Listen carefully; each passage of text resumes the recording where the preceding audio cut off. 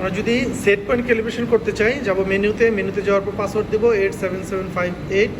Password দেওয়ার পর আমরা যাব লগইনে যাওয়ার পর যাব মেনটেন্যান্সে যাওয়ার পর আমরা যাব কমিশনিং থেকে আমরা একটু কনফার্ম হয়ে নিব যে আমাদের সেট পয়েন্টের জন্য কোন আইওটি অ্যাসাইন করা আছে। ইনপুট 1 অ্যাসাইন করা আছে সেট পয়েন্টের জন্য।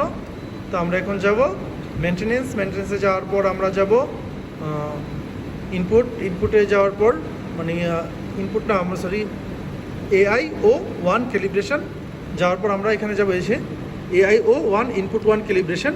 তো এখন আমরা একটি আলাদা প্রসেস ক্যালিব্রেটর নিয়ে প্রসেস ক্যালিব্রেটরতে 4 মিলি অ্যাম্পিয়ার আমরা দিব। 4 মিলি অ্যাম্পিয়ার দেওয়ার পর এখানে একটা কাউন্ট আসবে, ওই কাউন্টটাকে আমরা সেভ এজ 0 দিব। তারপর আমরা ওইটাকে 20 মিলি অ্যাম্পিয়ারে নিয়ে যাব, মানে প্রসেস ক্যালিব্রেটর থেকে 20 মিলি অ্যাম্পিয়ার দিব। 20 মিলি অ্যাম্পিয়ার দেওয়ার পর এখানে আরেকটি কাউন্ট আসবে, ওইটাকে সেভ এজ স্পেন দিব। তো এইভাবেই হয়ে যাবে আমাদের 4 to 20 মিলি অ্যাম্পিয়ার অ্যাডজাস্টমেন্ট। আর যদি এটা কোনো গেট হয় তাহলে গেটের ওপেন ক্লোজের জন্য এখানে আয়ু থাকবে। তো আমাদের যেহেতু এটা গেট না, জাস্ট এটা সেট পয়েন্ট, তাই আমাদের এখানে কিছু থাকবে না। ঠিক আছে, calibration input 1 calibration 4 milliampere দিয়ে আমরা সেভ এজ 0 দিব। 20 মিলি অ্যাম্পিয়ার এখানে দিয়ে আমরা এখানে সেভ এজ স্পেন দিব।